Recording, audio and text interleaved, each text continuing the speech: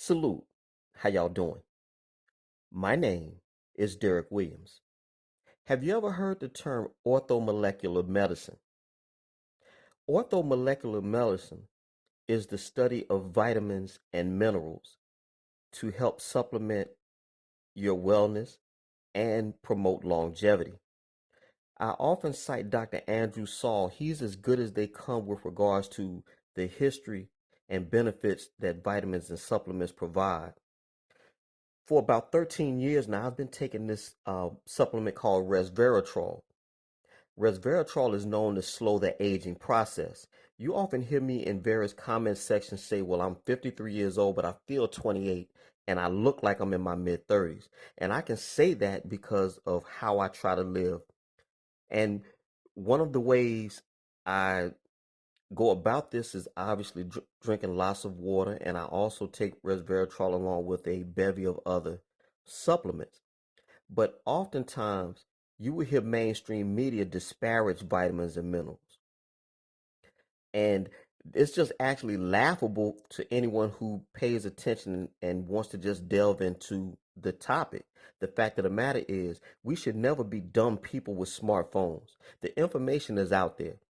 And so I know for a fact I am living proof that vitamins and minerals do work.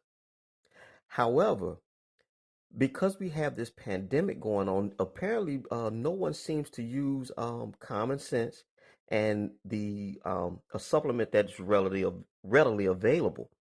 And that supplement is called ascorbic acid, also known as vitamin C. In fact, in Wuhan, China, with spectacular results, with astounding results, they were able to take people who were sick with this biological pathogen.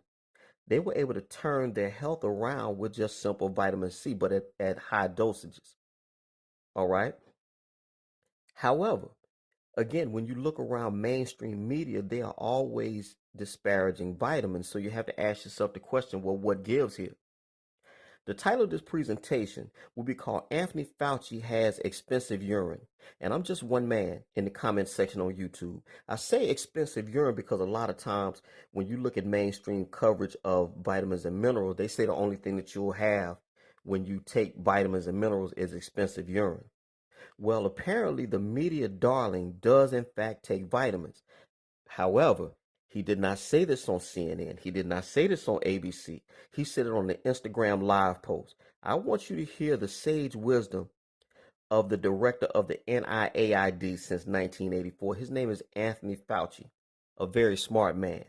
And this is provided by High Intensity Health. I will drop his link in the description box below. And you judge. All y'all take care. Greenville, Mississippi till I die. All right, here we go. Hey friends, welcome back. Happy Saturday. Today we have a lot to unpack. We're going to talk about recommendations from Anthony Fauci that came on an Instagram Live with Jennifer Garner, where he suggested that vitamin D and vitamin C could be things that we should be taking because they can lessen our susceptibility to infection, which I think is a little interesting, being that it's September 12th today as we record this, and last time I checked, this pandemic really started to bubble and emerge right in February. And so we were shutting down economies. People are stopping travel. We closed down multiple businesses. We canceled school. We canceled sports, canceled the NBA. I mean, we did a lot of things. And just now we're hearing about vitamin D recommendations from Anthony Fauci. We're going to get to that video.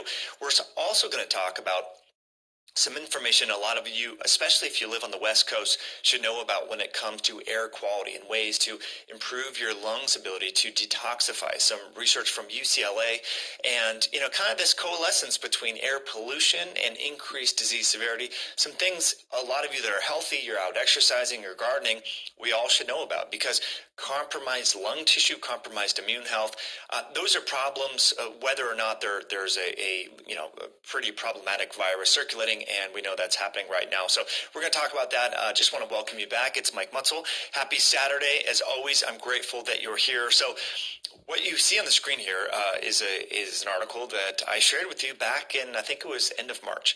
The title of this article is Evidence that Vitamin D Supplementation Could Reduce Risk of Influenza and COVID-19 Infections and Death. Okay, what I highlighted here is the date that this was published, and I actually got it as an early accessed print. I think it was like on the 16th of March, okay? So assuming that little Mike Mutzel here doing research on his own, just to help people like you, if I can find this information, wouldn't you think, and wouldn't you think that Anthony Fauci would have someone that, like a research assistant, maybe people are sending him information, so that out of an abundance of caution, we can make really sound recommendations? Because if this is truly about saving lives, preventing unnecessarily, loss of life and loss of life years and mortality and sickness, right? Isn't that why we shut down the economy? We shut down the economy not really to entirely eradicate the disease. We shut down the economy to prevent hospitals from being excessively burdened. To prevent, because the healthcare system can only accommodate so many critically ill patients, right? Isn't that why we shut down?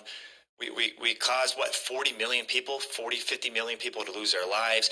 We had, $4 to $5 trillion in government stimulus, right? I mean, if that's out of the abundance of caution, why didn't we talk about things like vitamin D, like intermittent fasting, like low-carb ketogenic style diets, like exercise? If vitamin D, this information, friends, I'm trying to paint the picture.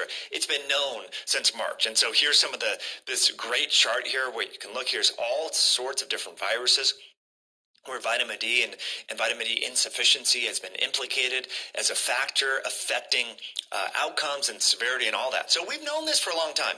Presumably, one of the world's and the nation, for sure, leading infectious disease experts, he should be able to have access to this information. Look, if I can find it in my home studio, doing research, on a part-time basis, if this is your full-time job, one would suspect that you should have access. People sending you this information. But anyway, let's get to this interview here with Jennifer Garner. And now, what's interesting is this was an Instagram Live that was recorded and then repurposed and posted as an Instagram TV episode on Jennifer Garner's account. The recommendation, they talk about a lot of things, kids and masks and all that. It's a pretty good conversation, especially for moms, trying to get a better understanding about, hey, look, our kids need to exercise. They're going to play with other kids. What should we do? And Fauci was like, if there's not a hot outbreak, and this is where customizing the recommendations, like if your city or community is not blowing up, then yeah, you can let your kids play around. But if you're in a hot zone, then maybe you need to be a little bit more cautious. So I like the idea of customizing, and that's something that a lot of people have been talking about. But anyway, let's get to this clip, and I think you'll think it's interesting. That you should consider. For example, if you are deficient in vitamin D, that does have an impact on your susceptibility to infection. So I would not mind recommending, and I do it myself, taking vitamin D supplement. The other vitamin that people take is vitamin C because it's a good antioxidant. So if people want to take a gram or two at the most of vitamin C, that would be fine. So vitamin C and vitamin D, okay. But there are two vitamins. Okay, so what do you all think? Again, it's great. We have public health officials, we have infectious disease experts talking about natural solutions that can reduce our ability to have a very severe infection. Amazing. But then it's also like, well, wait, this was given to us September 11th, or maybe this was on September 10th. I don't know exactly when this was recorded. But you're like, well, why are we just now hearing about this when we've shut down, 40, 50 million jobs? We've crushed entire businesses and economies and industries. Like, why are we just now hearing about this? That's the problem. Now, the problem is what we're doing is we're not applying the same standards to all individuals. Like, for example, the big news story this week was how Trump withheld information, which, if this is true, it's not good, right? We have a president of the United States who was on record saying he was downplaying the virus, saying people didn't want to be, didn't want to induce fear and all this. And that made the news. Like, hey, look, the president knew about information that he withheld it. Okay, not good, right? Not good. But why aren't we applying these same standards to Anthony Fauci, saying, hey, look, dude, you've known about vitamin D, but you haven't said anything? Like 200,000 people have died. Their lives have been cut short. They're no longer here. And you knew about vitamin D, but you gave the information on an Instagram Live.